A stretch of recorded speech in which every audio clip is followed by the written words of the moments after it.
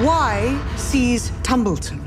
He dares me to rain fire down on a seat that raised my banner. You! Go with them! Does he mean to somehow win their support?